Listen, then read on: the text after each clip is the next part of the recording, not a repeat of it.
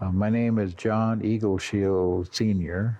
I'm a member of Standing Rock Sioux Tribe, or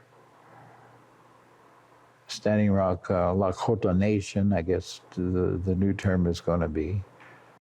I'm Arlene Gay Kingman, and I'm from the Cheyenne River Sioux Reservation, and I am the Executive Director current of Great Plains Tribal Chairmen's Association.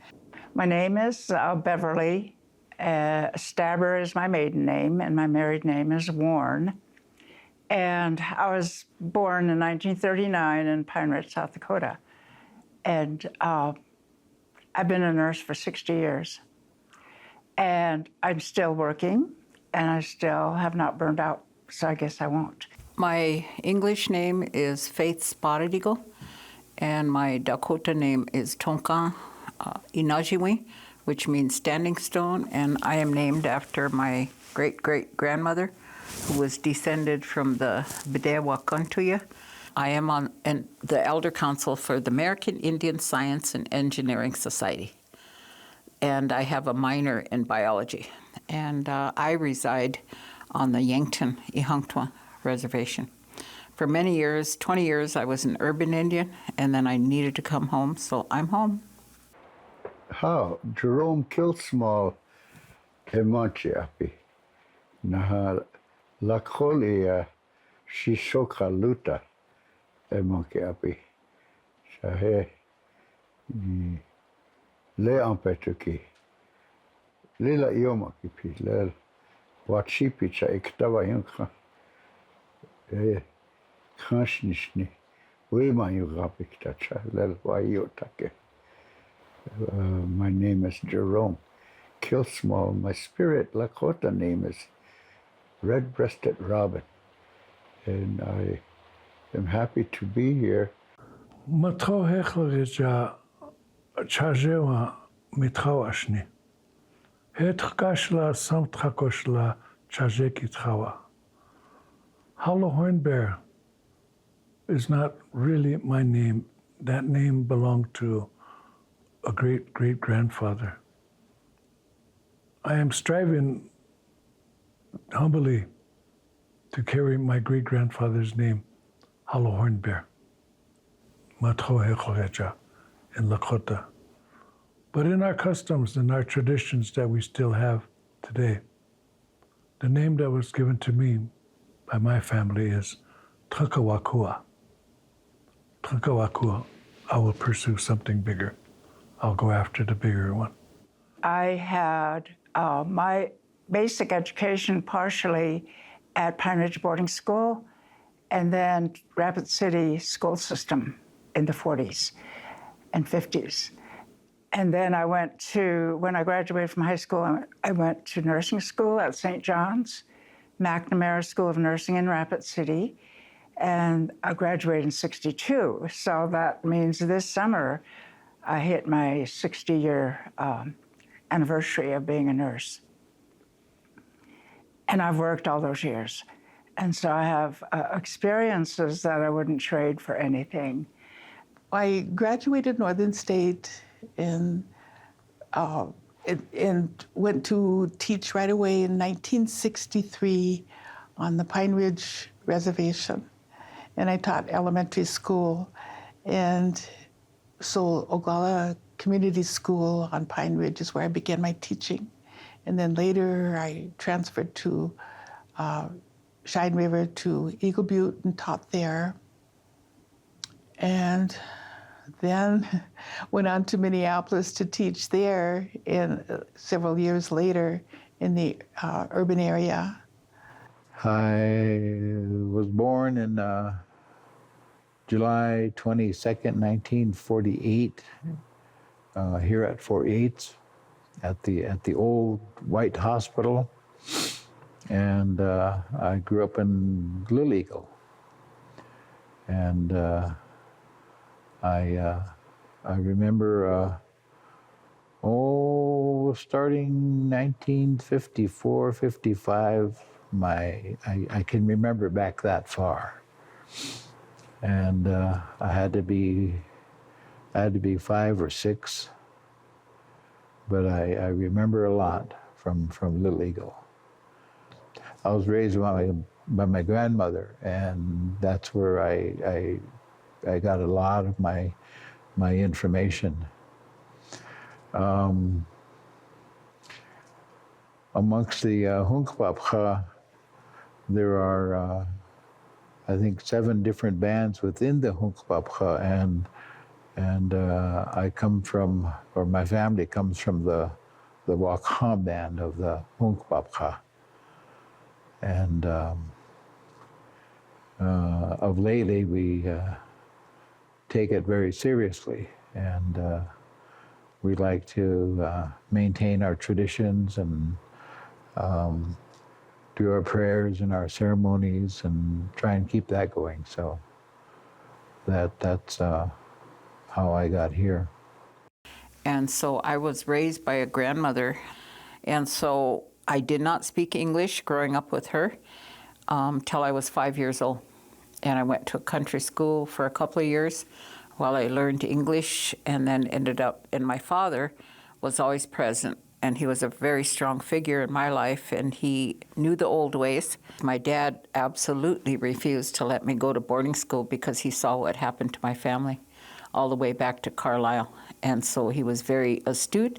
He said, there's no way you're going to be hurt by those people in those schools. So he made me go to a public school, which I hated. I hated every person there. But he said, you're going to have to learn how to put up with them anyway. So I did. I graduated. And the first place I went to actually was Black Hills State College. And I was so naive. I didn't know they still sent your grades home. So I was telling this big old fib to my dad that school was going good and I was doing good. He was getting my grades and I was failing. And he didn't say anything to me because he figured she'll tell me. It's her responsibility to tell. And so finally they put me on academic probation and pushed me out and said, go home until you figure out what you want to do. In '54, when at the time the President Dwight Eisenhower, he had legalized back alcohol to the sale of Native Americans, then that was a devastating time period for our people, particularly when you're mixing it with uprooting families off of their homeland and placing them into cities and saying, make a go at it. But with alcohol so readily available in the big cities there, and my father fell into it, and when my mother, she left him out there and brought us kids back. My grandparents were at the railroad station in Valentine, Nebraska, and my grandmother said but one phrase to my mother, and she couldn't answer. My grandmother says, "Hokshila kilina mitchawa, hena mea ichachwichawa kinkte, nia wichinchilaka wichalo hakte." She says, "These boys belong to me. I'm taking them and I will raise them. You can raise the girls." My mother couldn't answer. So my grandparents, they took me and my little brother and they raised us all the way until 61 when Grandpa passed. Lakota intimacy was born in a single room dwelling. And even the log homes were single room because you see one another every day, especially during a snowstorm. Sometimes you're in there for 30 days together. So we have no swear words. And we don't raise our voice because Grandma and Grandpa might be sleeping or a little baby might be sleeping. Sometimes we have Grandma, Grandpa, Auntie, Uncle, all the little cousins in one huge teepee. Log homes too. I have 2 sons, and they have given me 6 grandchildren, and I have 8 great-grandchildren. And we've been brought up to have a strong family background with our language and culture, and I'm very, very proud of my sons and the families that they've raised, and they're the joy, they're in my heart. the family is everything, and in our family, we've tried to adhere to our Lakota values and our spiritualism. You know, we practice our ceremonies, and they're very important, and we know why. You know, it's who we are as Indian people, and that keeps us strong for whatever comes our way, whatever adversities or anything. You know, when I was in school as a small boy, and they asked me to read, so I read, see Puff run, run Puff run, and see Spot jump, jump Spot jump. You know, Dick and Jane, Sally and Puff, mother and father, and so those were the characters in the book Dick and Jane. It was a reading book. And so one day I must have had my face in a questioning look. And Mrs. Albert said, "What's wrong, Jerome?"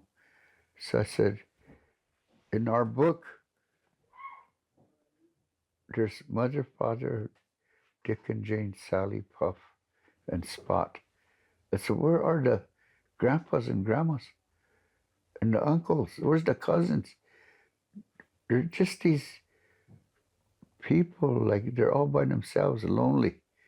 You know, there should be cheer and happiness and laughter." I mean, I didn't say all that. I just said, where's mother and father? I mean, where's grandma and grandpa, uncle and auntie, and the cousins? And so she said, that's in the next grade. But I remember a lot from Little Eagle. And like all the communities, Little Eagle isn't the way it is now. People lived up and down the river. People lived around the loop, as they say in Little Eagle. Upriver, up the Grand River, up Little Oak Creek. And we didn't have the turmoil that we have today. Right today, I guess my biggest concern is that, you know, everybody lived so close together and there's always conflict. But back then, when there was a meeting or a gathering, it was an occasion to get together and just visit, catch up on family, friends, and relatives. And that's kind of what I would like to see happen again here. I was raised by a grandmother that I mentioned to you from Crow Creek, and she was 104 when she died. And so that means that she was born in 1876. And she actually, when she was dying, I was having my first child, and she wanted me to let her know when baby was coming so she could let go of this earthly place so she could pass him as she went into the spirit world, and that indeed happened. And so I feel blessed that in a way, in spiritual way, my son met his great-grandmother. And so that's really just carrying on the teachings that I got in my home, which at the time when I was growing up, it felt like the great mystery.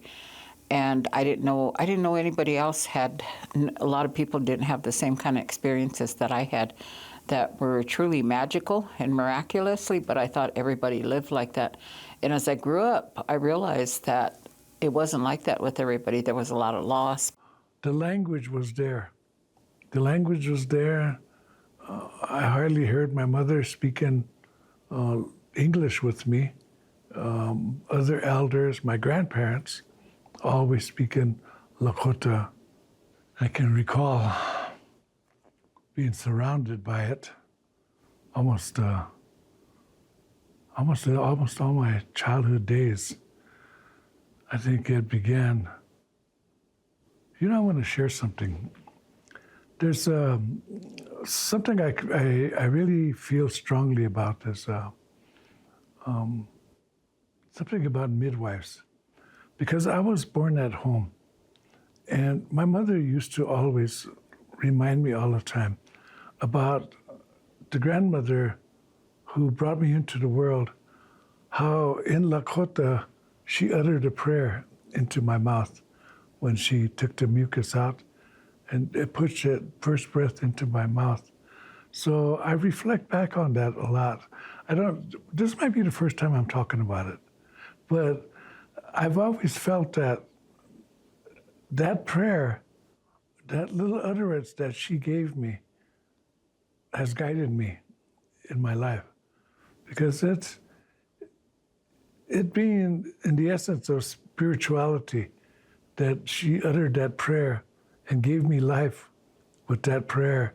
In a sense, is whatever the prayer was, it's something that I feel I have been following. That's one of the differences that I appreciate even more as I get older, is the way we pray is beautiful, becomes part of what's happening at that moment, and not just words that's been memorized for a lifetime. Not that they're bad, but after a while they lose their meaning.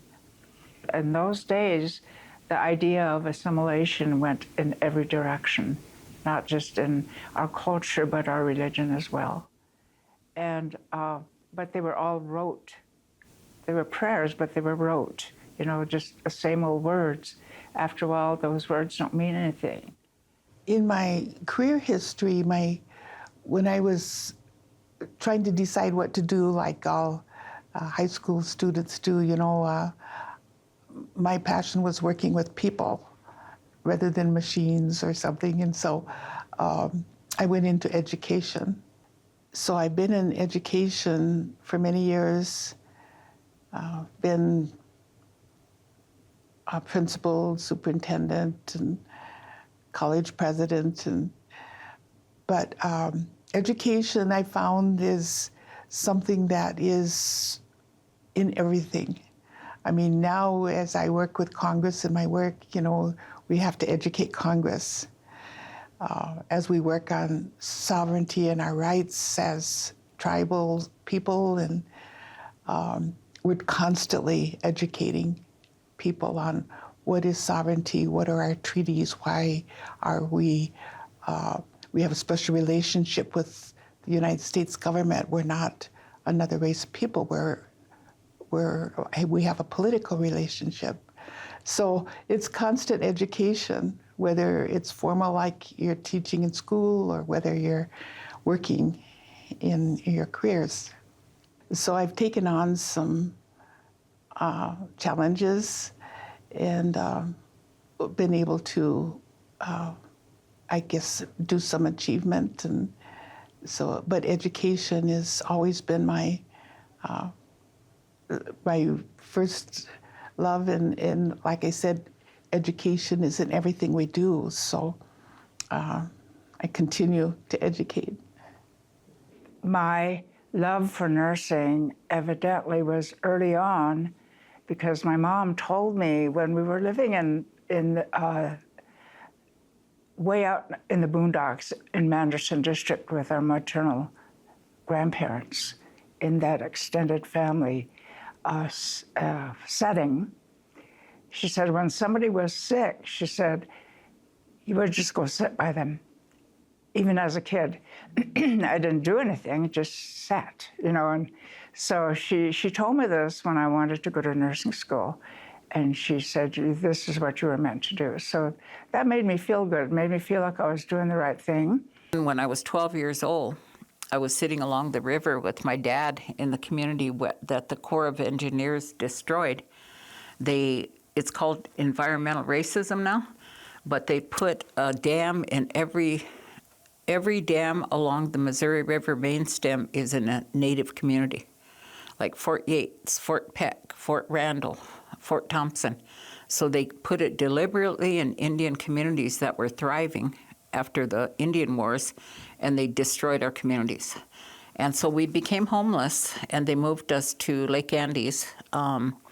And I remember my dad sitting along the river with me one day, and he was looking out at the river where the old community used to be.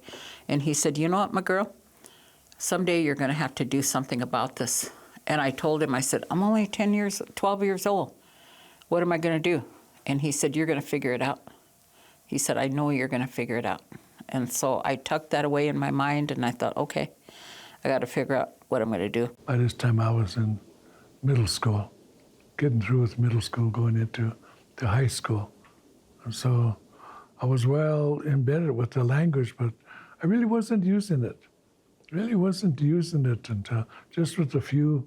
If I go to some family's home or me and one of the kids that spoke the language at school, we would speak it out of the range of the nuns and the priests, but it existed. And so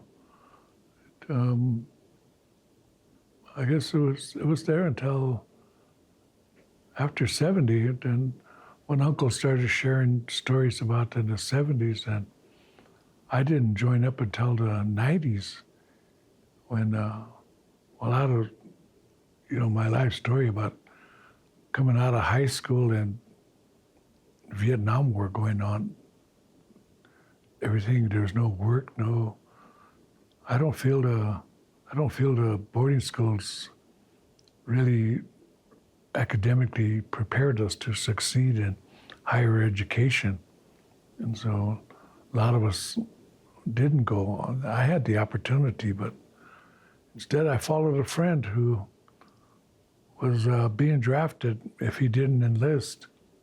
We went in on a buddy-buddy program and ended up going to Vietnam and coming home and realizing Indian American uprising and hearing a lot of harsh language, but there really wasn't that much Lakota in that anger. Now that I think about it, the anger of AIM, the AIM song, there's no words to it, because many of the people that came out of the boarding school era at that time, they didn't know the language. And I thought a lot more people knew the language at that time, but sadly they didn't. Then realizing, trying to start my family and working, and then finding I needed help, this spiritual medicine man who helped me until he went home. Then Uncle Albert pulled me in at the university in 1990. Then I realized that they were going to be teaching the language. And he said, you need to help me with that. You grew up with it, you know the language. So I learned the methodologies, and it felt good. It felt good to, this is something we could do. So I got started with him, team teaching, and then the history and culture aspect of it. So visitors who come here, sometimes there's a fellowship of Christians come, and they want to go to the Sweat Lodge. And so maybe they want a different door for spirituality. And I would agree. So I went in there and I used my tobacco mixture. Usually I use the families that live here. Usually I use their pipe and I use their tobacco, but this day I used my own. And they stay for about 4 days. They help us. Sometimes they paint our benches at our amphitheater, paint the stage or waterproof it. They do different things coming here to help us. And so when they come, they want to learn.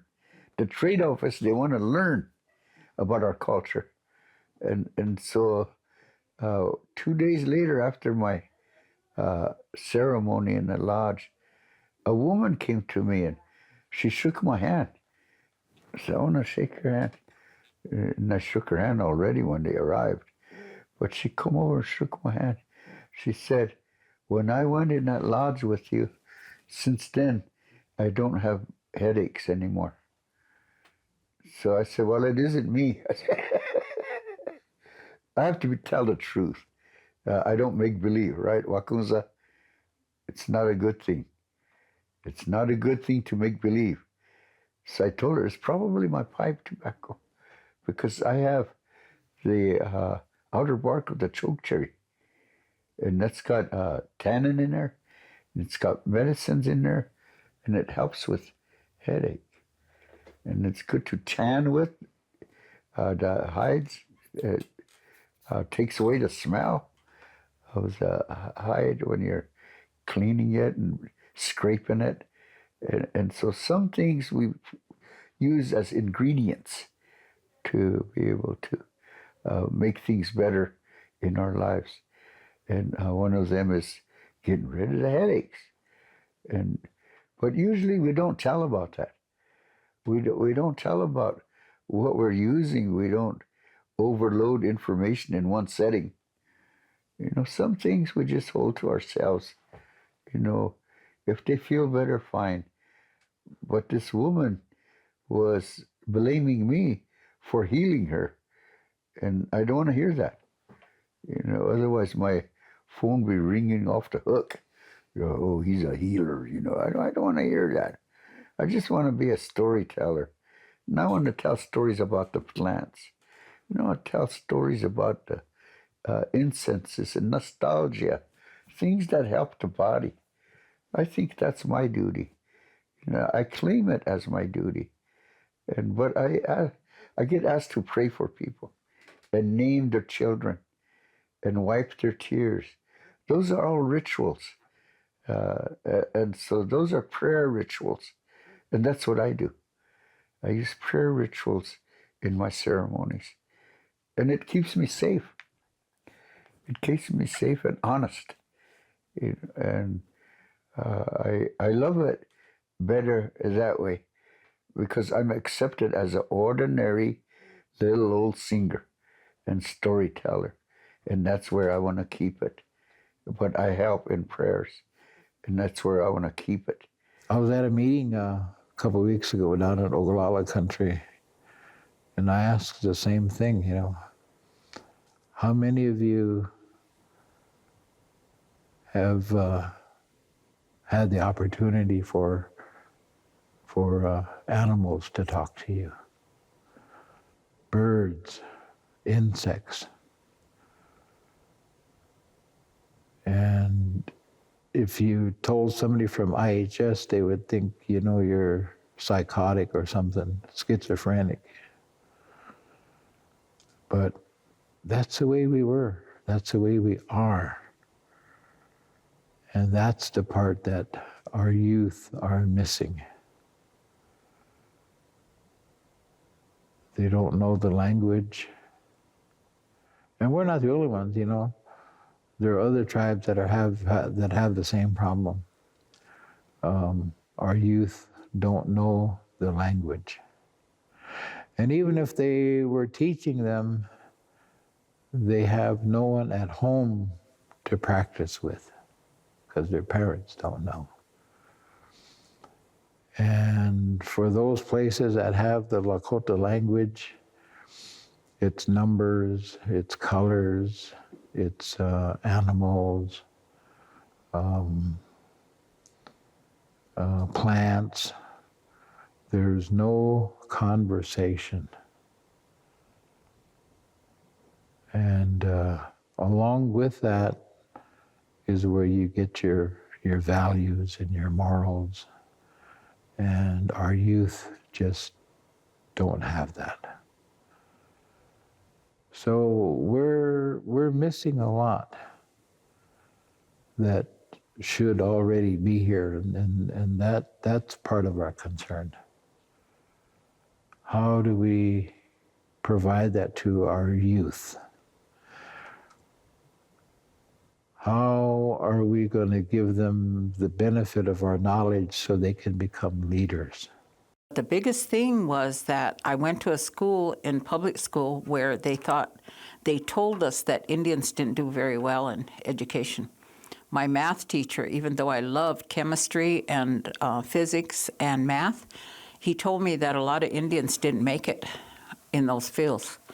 And so he put me in general. I said, no, I want to be in them. I like them. And he said, no, you have to go to general math. and I begged my dad to make him let me take chemistry, so I did.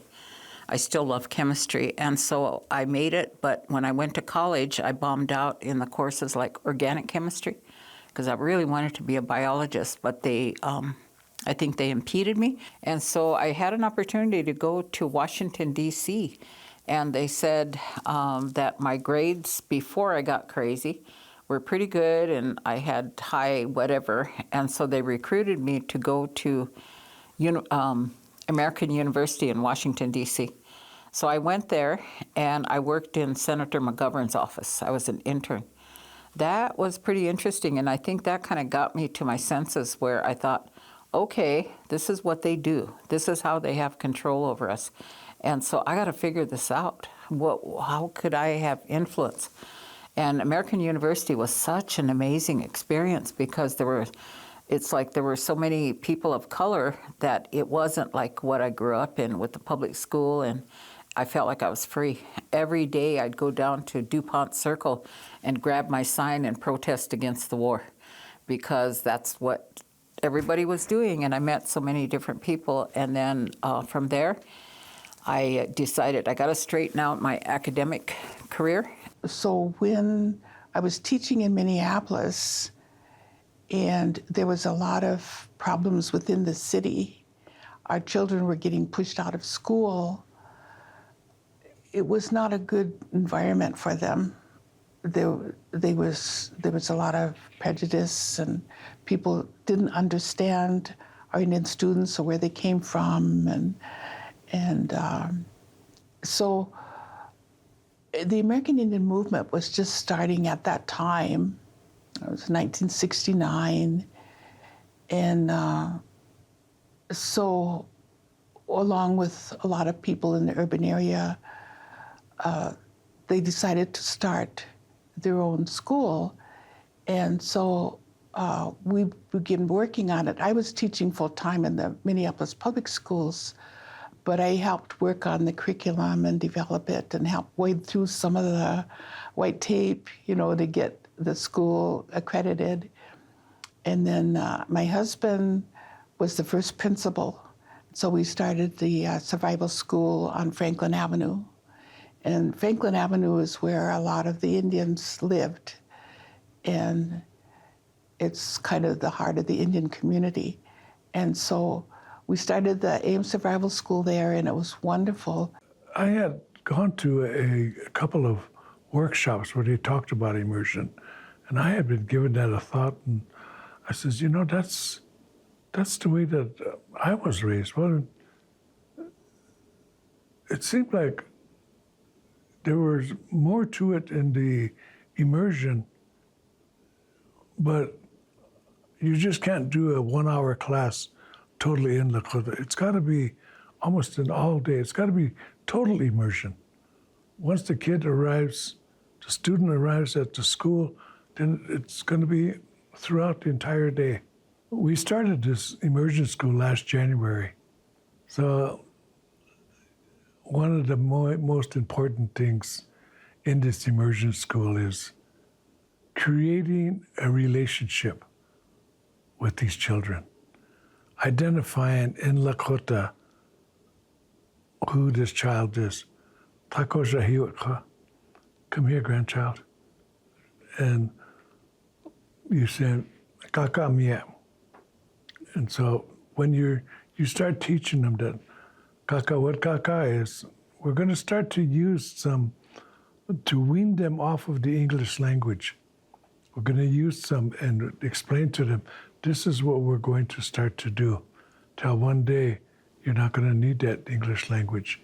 We're going to start to put this Lakota, everything there in Lakota. So that relationship, when they want to identify something, Kaka, when they see me, it's Kaka Dwayne, Kaka Rani. So that's how I started my career in nursing. I still enjoy it, obviously, after 60 years. My current job is with student nurses, all Lakota, basically, maybe 1 or 2 other tribal, but they're all Lakota nursing students. And I currently mentor 14 of the major students. They're in the major now. And that is such an enjoyable time to mentor these young women. And we do have some men coming in pretty soon, so that's different, to have Lakota men coming into nursing. But currently, it's mostly women. But the beautiful thing for me to hear is that they all want to give back. There's a feeling of wanting to make a change.